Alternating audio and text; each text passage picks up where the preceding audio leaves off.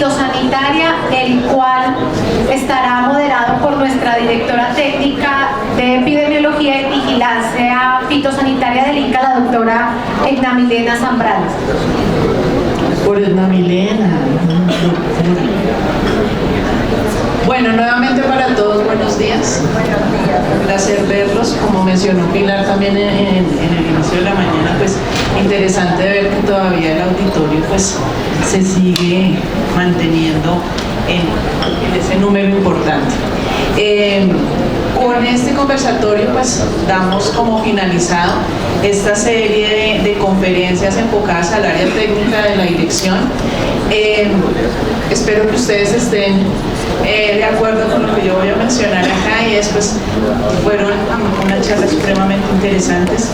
Creo que van muy del hilo de lo que yo les planteé y de los retos que queremos desde la dirección técnica plantear para este corto y mediano plazo para nuestra proyección a futuro. Fueron charlas que mostraron esos temas de actualidad y de tanto interés en el tema de epidemiología, que no cambia, que es constante, que vive en cambio constante más bien.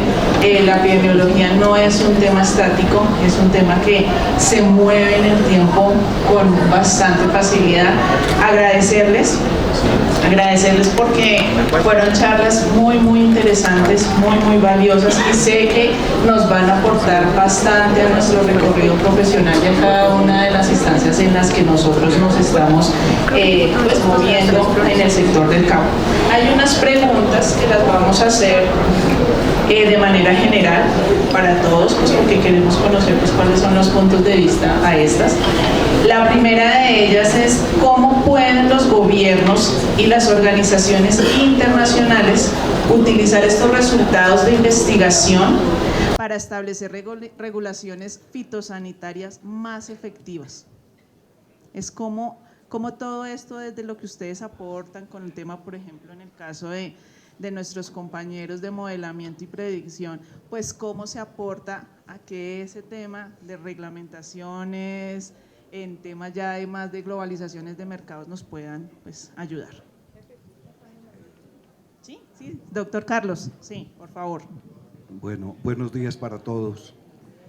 Esa es una muy buena pregunta, porque es donde más vacío se encuentra uno desde el punto de vista de investigación y la aplicación de esa investigación, y aunar esfuerzos desde el gobierno, desde los estados y los centros de academia, universidades, centros de investigación, sería lo ideal, porque cuando uno se pone a ver casos particulares en los que se hace una buena investigación, pero esa investigación no puede ser aplicada, se pierde todo el objeto.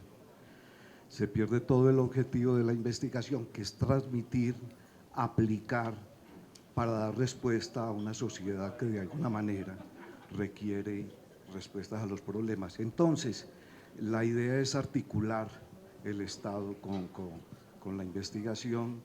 Hay unas herramientas muy valiosas, las veíamos en la mañana en diferentes conferencias: los sensores remotos, todos estos modelos de predicción de problemas para detectar a tiempo todos estos problemas y poder hacer un plan de divulgación, porque si no sabemos de los problemas, así podamos hacer y aplicar modelos de predicción, no vamos a poder aplicarlos. Entonces esto tiene que ir amarrado a educación, y educación a través de divulgación, y divulgación a través de la aplicación de estos modelos. Perfecto, sí señor, muchas gracias. Sí, doctor Martín. Esta pregunta es para que todos nos regalen su apreciación. Aquí una cosa que es muy importante es: la política no tiene nada que ver con la ciencia, y en este tipo de regulaciones internacionales siempre hay que tener mucho cuidado y hay que ser muy enfáticos en evitar la contaminación de los intereses particulares y los intereses políticos en la generación de normas. Entonces, yo creo que este es un mensaje muy importante, ¿no? Yo sé que es muy difícil, siempre hay intereses, siempre hay diferencias de opinión, pero al final de cuentas la ciencia tiene que ser el que regule la norma, ¿sí? Si la norma se contaminó por algún interés político o económico, ya valió. Entonces, por eso es tan importante lo que hemos estado viendo aquí en este evento, ¿no? El enorme valor de la investigación científica para la toma de decisiones, ¿no? Entonces, digo, un servidor lo ha vivido en el tema de los hospederos y la gran cantidad de intereses que hay detrás de eso. Yo me acuerdo cuando los productores de aguacate de California estaban impidiendo todo eso, yo les dije, a ver, asóciense con los mexicanos, porque después si el aguacate de California sabe horrible y el de México sabe mucho mejor, ¿no? Les conviene económicamente asociarse. Y tristemente, hoy en día cerca del 70% de los empaques en México están controlados por las empresas americanas. Entonces, en ese momento había un gran interés por bloquear algo que no tenía ningún sentido científico, ¿sí? Entonces, yo creo que el mensaje para todos ustedes, ¿no?, es generemos la mejor ciencia posible, transmitamos la ciencia de la mejor manera a las instancias respectivas, en un lenguaje que las instancias puedan utilizar, y también como científicos aprendamos a ser un poquito más políticos en la manera de transmitir ese mensaje, porque obviamente luego levantamos olas por ser demasiado dogmáticos, ¿no? Entonces, es un vaivén de Es un hilo delgado ahí. Sí, muchas gracias. Ok, aquí como para no ahondar mucho en lo que ya plantearon, creo que existe algo bien interesante, y creo que lo acabó de decir el anterior conferencista, y es, yo creo que la universidad debe tener, digamos, yo lo hablo desde la universidad, es ese vínculo directamente con la sociedad y ese vínculo directamente con los sistemas de producción. Porque en algún momento lo pensé como la posibilidad de que nosotros, los investigadores, y dentro de lo que creemos que son los problemas, no necesariamente son los problemas reales. Entonces nos hemos dedicado a resolver los problemas que nosotros creemos que son los problemas, pero realmente no son los problemas. Entonces hay una cosa muy importante, y es que nosotros necesitamos es cómo trabajar en equipo, cómo trabajar de manera multidisciplinaria, cómo trabajar con las instituciones, digamos, privadas, públicas, y a partir de eso, pues lo que hacemos nosotros sea validado directamente por los sistemas de producción, y posiblemente muchas de las herramientas que desarrollamos nosotros no sean aplicables. ¿Y por qué no son aplicables? Seguramente porque no realmente tenemos esa visión de día a día de los productores, no tenemos esa visión, digamos, de las políticas públicas, porque esto realmente es importantísimo. Y vuelvo y reitero lo que yo decía al principio, mira, es entender el sistema de vigilancia fitosanitaria como un sistema de salud pública, un sistema de Estado. Eso es un Estado, eso no, a nosotros nos importa, digamos, los plataneros ni nada, pero hay que entender que esto es un problema de Estado. Los problemas de sanidad vegetal son problemas de Estado y se deberían de trabajar como problemas de Estado, y para eso, pues lo más importante es grupos multidisciplinarios, la academia, las instituciones públicas, las instituciones privadas. Lamentablemente, aquí es muy difícil hacer ese tipo de relaciones, y el día que lo logremos hacer, ese día vamos a realizar una serie, digamos, de avances importantísimos en términos generales de lo que es la fitosanidad y lo que representa la fitosanidad para un país.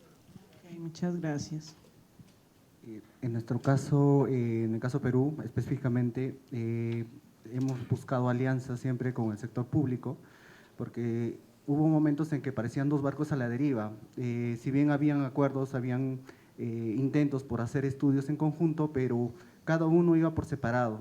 Todo eso está cambiando con estas nuevas tecnologías, nuevas formas de pensar, y por ejemplo, ahora tenemos alianzas con SENASA.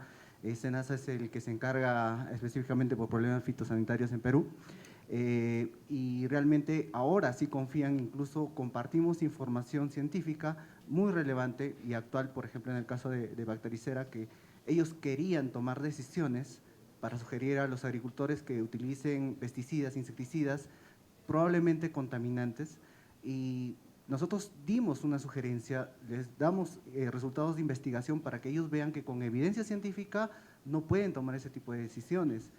Hay una mejor forma de encaminar un mejor control. Entonces, hay comunicación ahora, hay mejores decisiones y hay planes a futuro para poder controlar esta plaga que nos está afectando un montón en el norte de Perú.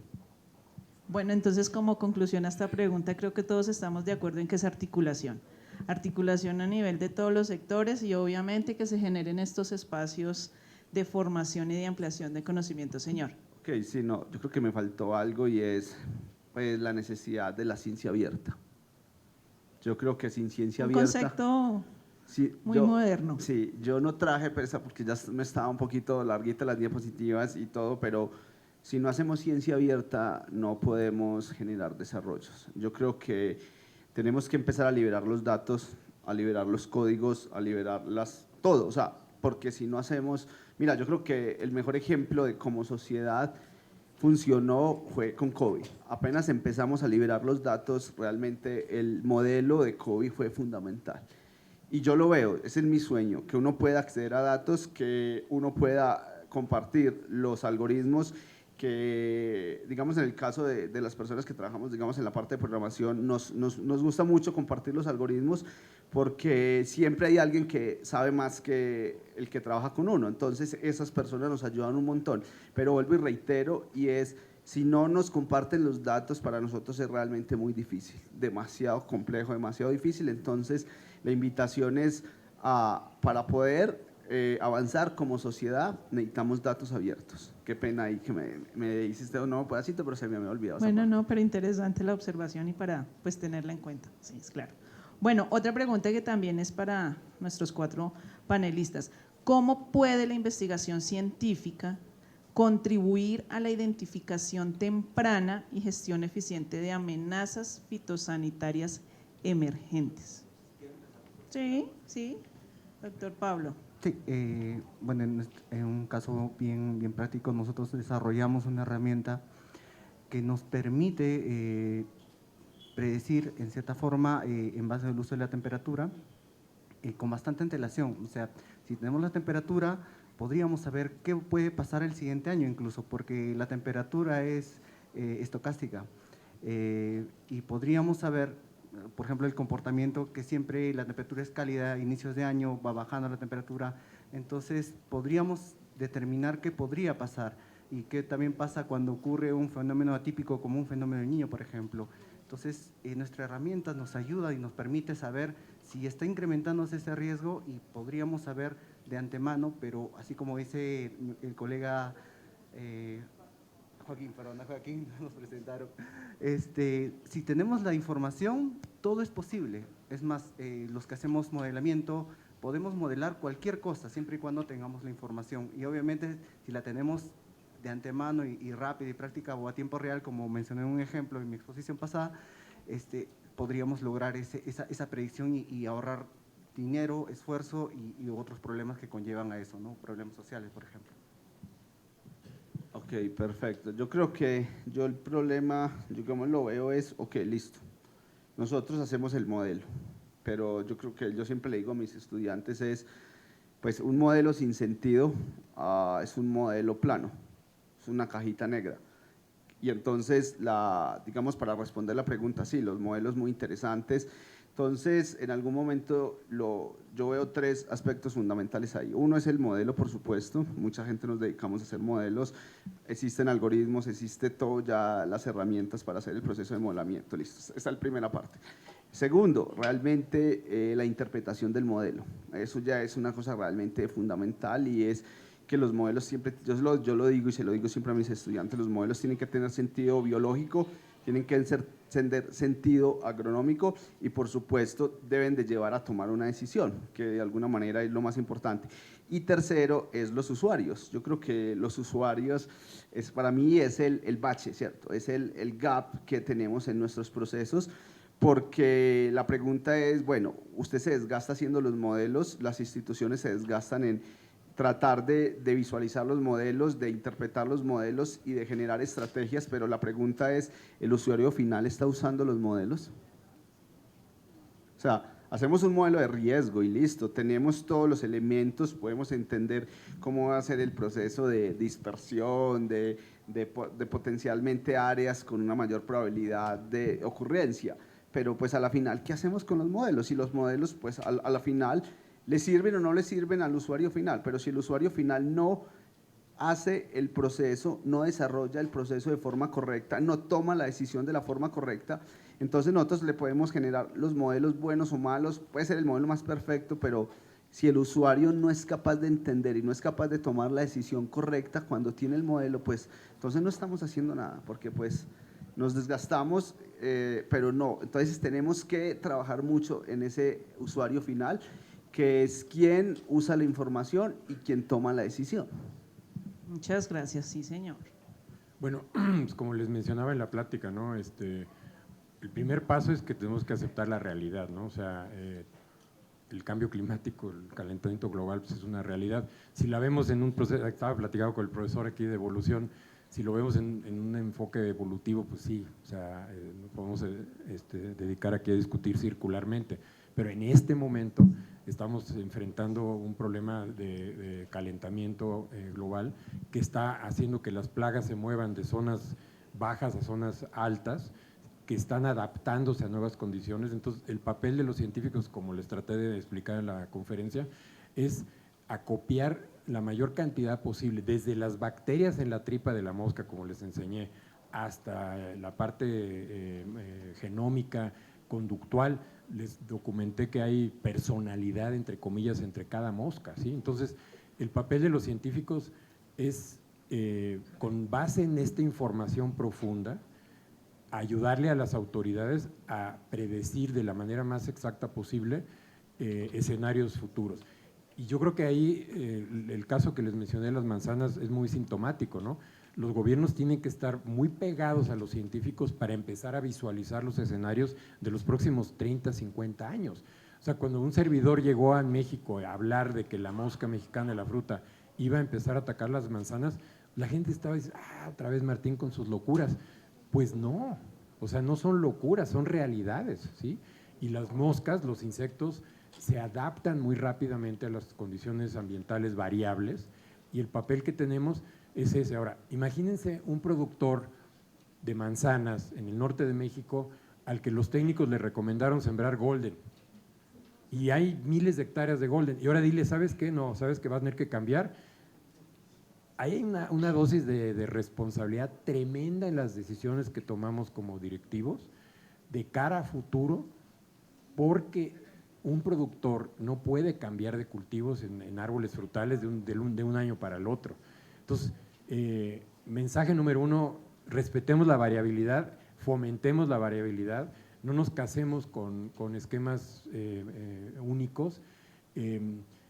El tema de la resistencia que se abordó aquí de muchas maneras, yo creo que es muy importante. O sea, tenemos que regresar a la naturaleza, entender por qué las plantas son resistentes o no a las plagas y tratar de volver a recuperar parte de esa diversidad química en los frutos para poder enfrentar esos escenarios de cambio climático que estamos viviendo, ¿no? Entonces, en conclusión, yo estoy muy emocionado porque he visto, al menos en el caso del ICA, porque he colaborado con ustedes ya muchos años, que hay una genuina apertura y un genuino interés de parte de qué opinan los científicos, ¿sí? Eso me parece extraordinario, ¿no?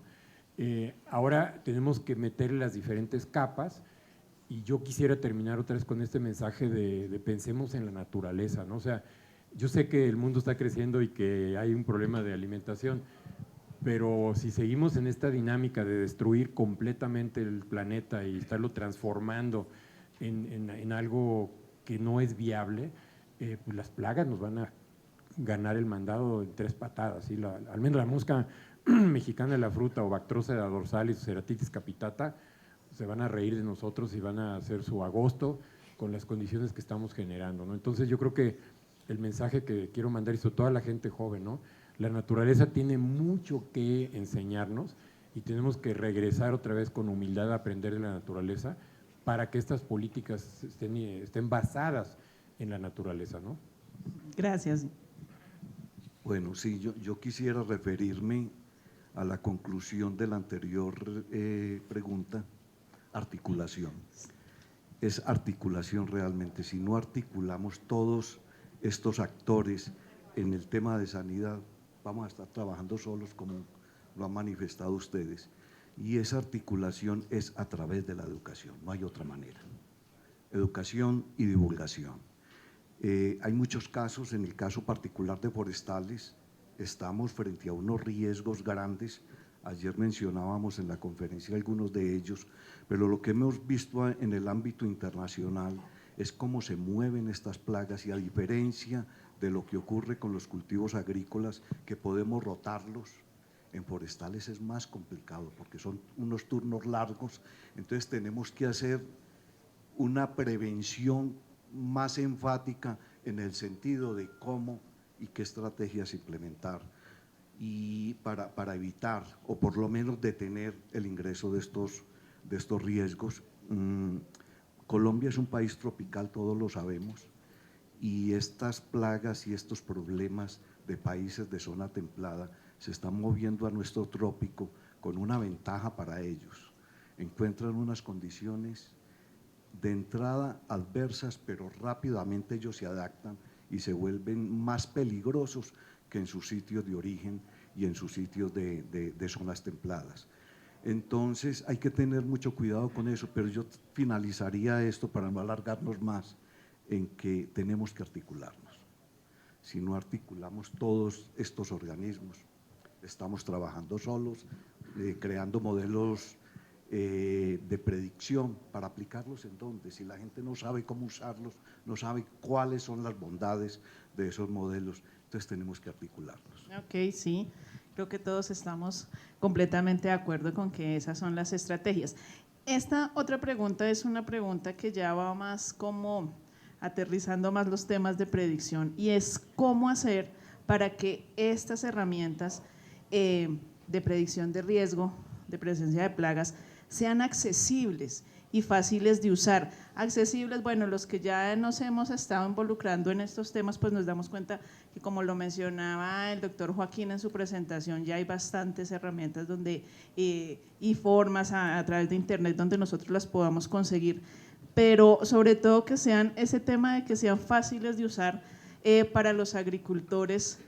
Pues no sé ustedes desde su perspectiva cómo lo vean, porque pues de pronto para muchas personas dicen, no, ese es un tema de grandes retos, es un tema que no es tan fácil, y más cuando empezamos a ver, ya ahondar en temas estadísticos y de muestreos, pues de pronto la gente puede presentar cierta reacción al tema. Pero es eso, ¿cuál creerían ustedes que sería como esa estrategia? Para, de pronto muy acorde a lo que el doctor Joaquín mencionaba ahorita, pues que lleguen a esos agricultores, ¿no? Que ellos sepan cómo las podrían hacer. ¿Qué pensarían ustedes al respecto? Por la mitad, el doctor Martín, ya que tenía, bueno, yo doy libertad. Muchas gracias. Sí, tomando la palabra del doctor Joaquín, es cierto, tenemos muchos modelos y muchas veces no aterrizan en el usuario final. En nuestro caso son los agricultores. Tenemos múltiples talleres que hemos hecho en los lugares más alejados ahí en Perú, productores de papa, y ese era su principal reclamo. Qué bonito tu mapa, qué bonito tu curva, pero ¿qué hago con esto? Así es, y es así, es crudo. O sea, a pesar que podemos decirle de forma muy simplificada un concepto, ellos no lo van a utilizar. Es así, es la cruda realidad. Entonces tenemos que cambiar el chip y utilizar otras estrategias, que ahora se ha masificado el uso de las apps, por ejemplo. Entonces ya no mostrar modelos, mostrar por ejemplo un semáforo de alerta, decirte, oye, aparece un color, 3 colores para diferenciar si te va a venir un riesgo o no. Entonces el modelo tiene que ser más digerible para el usuario final y ser más práctico, y no solamente quedarse y decirte, aquí hay riesgo, aquí tienes problemas, sino también dar soluciones. Y una de esas que también estamos desarrollando y va a estar el próximo año ya finalizado, es una app que no solamente te dice si vas a tener problemas o no, sino también te va a dar estrategias de control para el manejo. Por ejemplo, decirle, tienes todas estas estrategias sabiendo que la plaga te va a atacar desde esta época, y cuál es tu época o la etapa de tu cultivo, es esta. Entonces tiene que haber todo un algoritmo y poder sugerirte, y ahí también va a entrar un poco el concepto de inteligencia artificial. Entonces, ¿cómo decirle de forma lo más práctica posible, pero agarrando tanta información que nosotros estamos hablando en todas estas charlas, cómo ponerla en un resumen tan sencillo y que le llegue rápidamente? Inteligencia artificial. Entonces, ese tipo de conceptos que ahora están en boga, tenemos que aterrizarlo y hacerlo útil y práctico y sencillo y digerible, como mencioné. Gracias. Bueno, yo tengo, digamos, referirme a lo que en algún momento presenté en una filmina y es cómo el usuario final se ve con sus resultados. O sea, ¿qué necesita el usuario final? Entonces eso es lo que nosotros tenemos que realmente pensar. Les voy a dar 3 ejemplos que estamos trabajando. Uno en Papa, en el cual pues a la final tenemos, independientemente del modelo, al usuario final no le importa el modelo. Al usuario final le importa es cómo le generamos una información. Entonces lo que hacemos nosotros ahora, estamos trabajando en 2 vías. Una es simplemente las apps y otras son plataformas digitales como tal, con su front, que es su parte de visualización muy bonita, y con su back, que ahí está todo el modelo. No le importa al usuario final el modelo. Lo otro que estamos tratando es que los usuarios se conviertan también en donadores, porque cuando usted solo va en una vía, esa vía es supremamente complicada y posiblemente no solucione los problemas, porque nosotros nos hemos dado lugar en que, ok, no, es lo que yo te diga, pero nosotros estamos desarrollando herramientas donde intentamos que ellos nos devuelvan información para que sean usuarios activos. Si usted no es usuario activo, usted en algún momento deja de usar, digamos, esa herramienta. Es el caso de Papa. Hay un caso bien bonito que estamos trabajando ahora con comunidades indígenas y cómo las comunidades indígenas de Cauca y Nariño los podemos tratar de adaptar a las condiciones de variabilidad climática y cómo incluyen digamos, los sistemas de variabilidad climática, que para ellos es realmente normal, pero cómo lo incluyen en diseñar estrategias de adaptación y mitigación. Entonces lo primero que hicimos es, listo, está la plataforma digital y les dijimos, ¿ustedes cómo creen que se deberían de ver ahí? Y estamos diseñando esas estrategias de ellos. Muy interesante. ¿Cómo creen que se deberían de ver y cómo creen que se debería de dar la información? Y el tercer ejemplo, de alguna manera muy sencilla, no es una plataforma digital, no es nada, fue un sistema, un proyecto que trabajamos con la Universidad de Purdue en Bolivia, trabajando WebBlast, y fue una cosa supremamente bonita. Diseñamos un sistema de alerta temprano con banderitas. Entonces, los productores llegaban y cuantificaban su enfermedad. A partir de cuantificar su enfermedad, teníamos unos niveles de enfermedad y lo que hacíamos era diseñar un sistema, subían la banderita. Entonces, una banderita verde, una banderita roja y una banderita amarilla. Y a partir de eso, empezábamos nosotros mediante un sistema digital de ir monitoreando en función de las banderitas que iban subiendo, porque ellos nos mandaban un mensaje de texto y con base en esas banderitas nosotros diseñamos un sistema de alerta. O sea, eso es supremamente sencillo y por proximidad, por velocidad digamos, de viento y una serie de variables que los productores no entendíamos, nosotros les decíamos, vea, usted es el próximo, y les mandamos un mensaje de texto, usted es el próximo, revise, levante su banderita y listo. Y les diseñábamos las estrategias de manejo. Muy interesante. Con banderitas simplemente montaban sus banderitas. Qué chévere, muy interesante. Sí, bueno, no sé en Colombia, pero en México tenemos un problema de que el campo está siendo abandonado por la gente joven. Igual, aquí pasa lo mismo. Bueno, y se están quedando la gente, digamos, de la edad de nosotros. Los más jóvenes como nosotros. Los jóvenes, ¿no? Entonces, hay un tema de educación. Nosotros desarrollamos, por ejemplo, un manual para los productores con la idea de que el nieto se lo lea al abuelo y el abuelo implemente las medidas, porque el abuelo no sabe leer, ¿sí? Entonces, muchos de estos modelos maravillosos, si tú no se los llevas a gente con las banderitas y con los mecanismos que ellos puedan entender, muchos de ellos no tienen teléfonos, todavía México es un país con mucha pobreza, millones de gentes pobres, no tienen acceso a eso, ¿sí?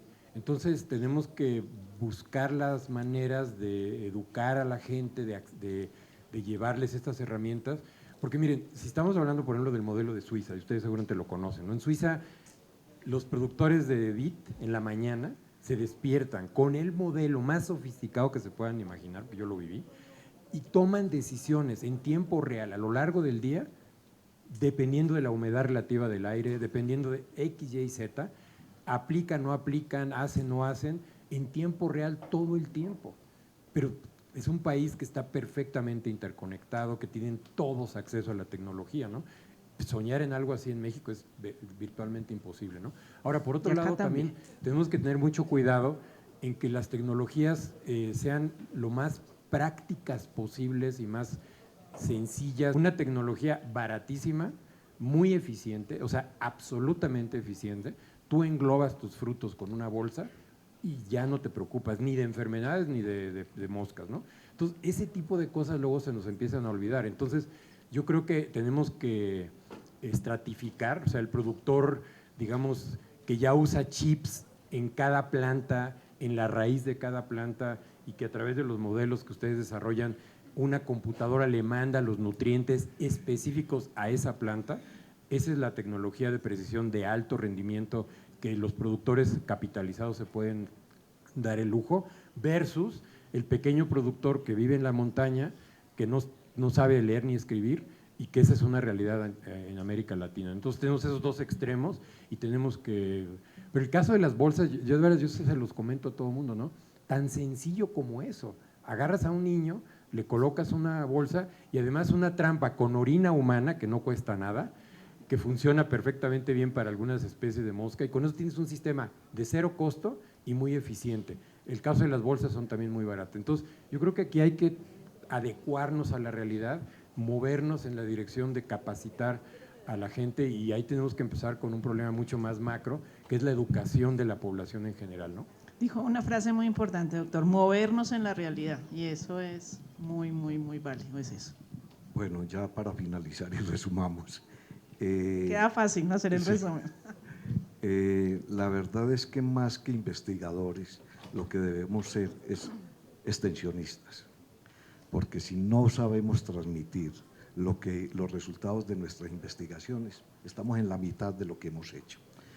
Y para dar un ejemplo de eso, voy a tomarme la libertad de poner el ejemplo de la empresa privada Smurfit Kappa, Cartón de Colombia, en la que trabajé cuando iniciamos este programa de sanidad forestal, que hoy en día es un modelo a nivel nacional, y excúsenme por mencionarlo, también a nivel internacional.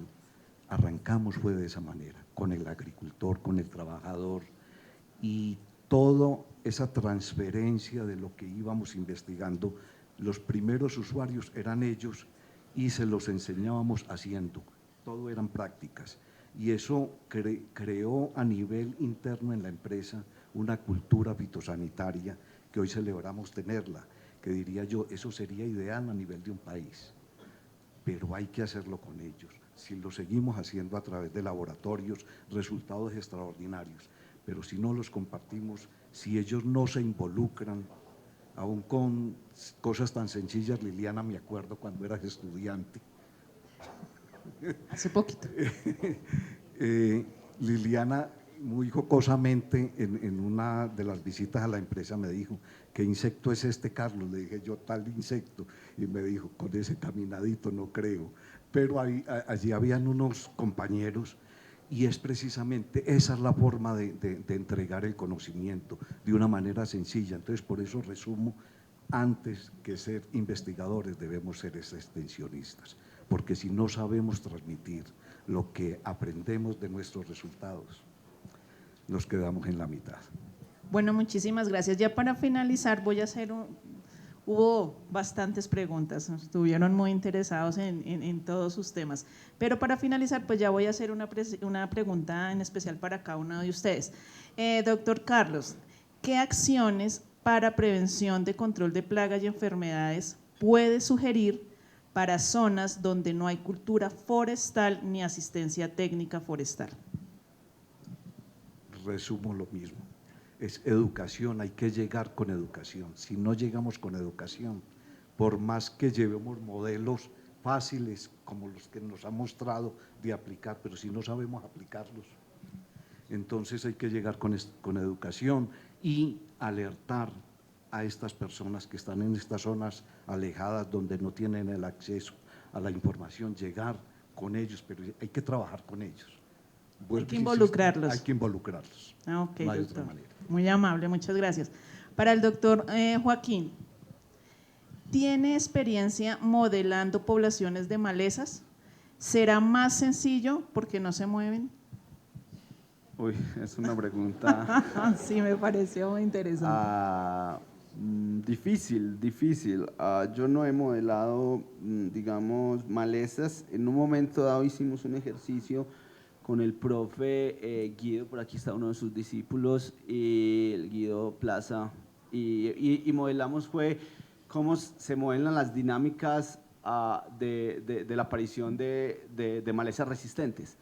Usamos el modelo SAR como susceptible digamos, que aún es resistente y cómo sigue siendo susceptible la población en función de, digamos, de ecuaciones diferenciales y cómo hallamos las tasas de cómo las malezas se van pasando ese proceso, digamos, de ser susceptible a un, pues, o sensible a un herbicida con respecto al número de aplicaciones. El número de aplicaciones, obtuvimos resultados bien interesantes, sumamente interesantes. Bueno, pero esa es como mi única experiencia. ¿Qué puedo decir de las malezas? Realmente, aunque no se muevan, los dispersores se mueven. Y eso es lo que uno siempre tiene en cuenta, digamos, en los procesos, digamos, asociados a la parte de modelamiento. Entonces, sí, las malezas no se mueven, pero los agentes dispersores, sean humanos o ecológicos de la misma especie, sí realmente se mueven. Nosotros estamos ahora modelando, digamos, una enfermedad y de alguna manera es interesante entender que hoy en día los procesos, digamos, de dispersión son cada vez más rápidos. En 18 horas estamos en Oceanía. Entonces, independientemente de cualquier especie, usted en 18 horas podría llevar de un continente a otro continente, digamos, en especial asociado, digamos, al ser humano como agente dispersor. Es una cosa importante. Con respecto a las malezas, pues un amigo mío de la Universidad de Virginia trabaja más que malezas, especies vegetales invasoras, especialmente en cuerpos de agua dulce. Entonces, ese es uno, digamos, de los problemas muy complejos, especialmente nosotros que tenemos, digamos, como una gran proporción de nuestra energía, la energía eléctrica proveniente, digamos, de agua. Entonces, hay un montón de procesos para ese tipo de modelamientos. Hay que tener, por supuesto, todas las consideraciones biológicas y ecológicas de la especie. Si no entiendes biológica y ecológica de la especie, es muy difícil tratar de que de alguna manera tu modelo tenga sentido. Entonces yo siempre le digo a mis estudiantes, yo soy de la Facultad de Ciencias Agrarias de la CE de Bogotá, y nosotros tenemos una ventaja con respecto a los estadísticos y con respecto a los matemáticos, y es que nosotros sabemos cuándo el modelo está funcionando, y eso es una cosa bien interesante. Y es mi mensaje a que nosotros también podemos hacer desarrollos, nosotros también podemos hacer modelamiento, y tenemos esa gran ventaja de que entendemos cuándo el modelo es correcto y cuándo el modelo no es correcto. Y en conclusión, no he modelado malezas, entonces no podría dar unas especificaciones. Una tarea ahí para que la lleve. Bueno, muchas gracias. Para el doctor Pablo, la aplicación, hablando de la herramienta ILSIN, la aplicación web puede usarse si tienen los datos de clima, pero no tablas de vida. Es decir, si uno va a querer predecir plagas de papa, ¿dan esa opción de descargar las tablas de vida para las plagas de interés? Sí, en realidad tenemos dos cosas ahí. Uno son los datos de entrada, que son tablas de vida, y otros son fenologías ya hechas, o sea, donde ya está todo el modelamiento, es como el paquete listo para utilizar. Si se tienen las tablas de vida, se puede ingresar al programa sin ningún problema. Vamos a agregar un video adicional, ahí yo mostré una página de un curso virtual donde están todos los detalles. Se va a agregar un video justo especialmente para hablar sobre el tema de datos, ¿no? Para que puedan ingresar sin problemas las tablas de vida. Y también, si en caso, vamos a compartir también algunas tablas de vida para que ustedes puedan simular y modelar sin problemas. Y también vamos a compartir fenologías completas. Tenemos fenologías, por ejemplo, de diaforina citri, que en unas conversaciones me decían que era una plaga bien importante acá. Entonces, nosotros ya tenemos la fenología. O sea, podrían empezar a hacer simulaciones. Si tienen coordenadas de puntos interesantes, podríamos ya saber qué está pasando ahí con el riesgo en base a esa plaga, ¿no? Ok, muchas gracias. Bueno, y para finalizar, doctor, dice así, doctora Luja, de acuerdo a sus grandes conocimientos, ¿cuál cree que pueda ser la mejor recomendación para evitar moscas de las frutas en los productores de mango? ¿Qué estrategia realizó Sinaloa para declararse zona libre de moscas? Y cuando se hacen cámaras de cría, en una le hicieron 3 preguntas. Cuando se hacen cámaras de cría en mango, ¿cuál sería la recomendación para hacerlas? Todo muy enfocado a mango, y me suena pues interesante el tema de cómo evitar las moscas, ¿no? Sí. Bueno, en Sinaloa usar una estrategia polémica, ¿no? Básicamente lo que hicieron fue erradicar las hospederas silvestres, en particular Casimiroa grey, que es el hospedero ancestral. Funcionó. Desde el punto ¿Pero de a costa de qué? Sí, desde el punto de vista ambiental fue polémico. El sur de Sinaloa, que está pegado al otro estado, sigue teniendo pues, invasiones, digamos, del vecino, pero esa estrategia funcionó. Pero por el otro lado, independientemente de esta parte que se hizo, hay una unión de productores muy fuerte, ¿sí? Uno de los temas que yo abordé aquí, les comentaba, ¿no? Si los productores no están verdaderamente organizados, como estas moscas se mueven tanto, es imposible. O sea, y por más rico que sea el productor, se le van a estar metiendo las moscas de los huertos vecinos. Entonces, esa parte ahí en Sinaloa también funcionó muy bien. Una organización muy estricta, una vigilancia muy estricta. El Senacica tenía muchos inspectores de campo viendo que no hubiera trampas, ¿no? Porque luego los productores también, pasaba con los aguacates, traen frutos de otros lados en la noche, escondidas, y eso echa a perder todo, ¿no? Entonces, tiene que haber un compromiso enorme de parte del sector productivo, del sector de las autoridades, para que esto funcione bien, ¿no? Sinaloa se ha mantenido bien, o sea, es increíble cómo lo han logrado. La parte de Sonora, que es el estado que sigue, también ha funcionado muy bien en la zona de área libre, y han podido movilizar fruta sin tantas restricciones, ¿no? Entonces, son esos dos elementos. En el caso, la pregunta inicial es muy compleja, ¿no? Depende de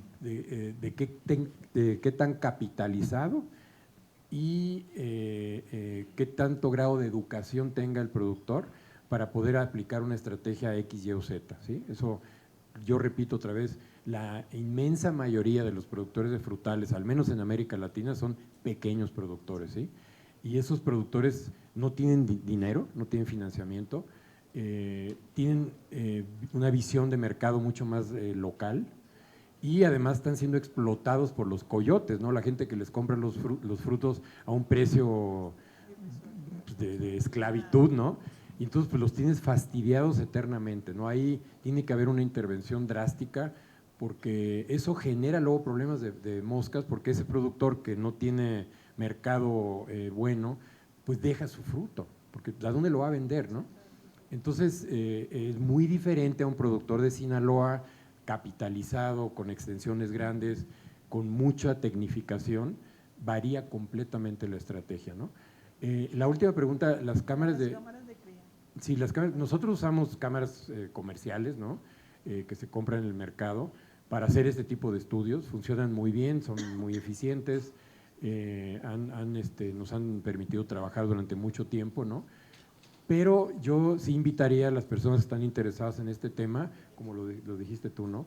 Que siempre trabajemos a la par en condiciones naturales o condiciones variables, ¿no? Ya no tuve tiempo, pero si uno ve, por ejemplo, la demografía de moscas que estuvieron expuestas a condiciones variables de temperatura, ¿no? Subidas, bajadas, noche fría, día caliente, wow, cambia completamente, ¿sí?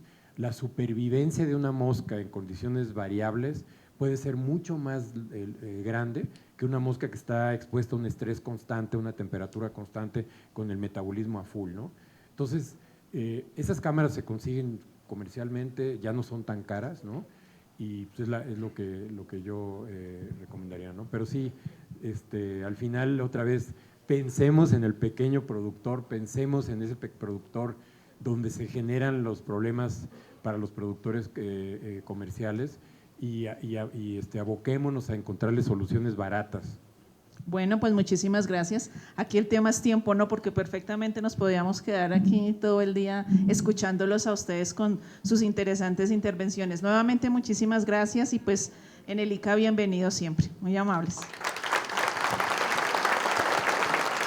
Gracias, doctora Edna, y a nuestros conferencistas también, muchas gracias.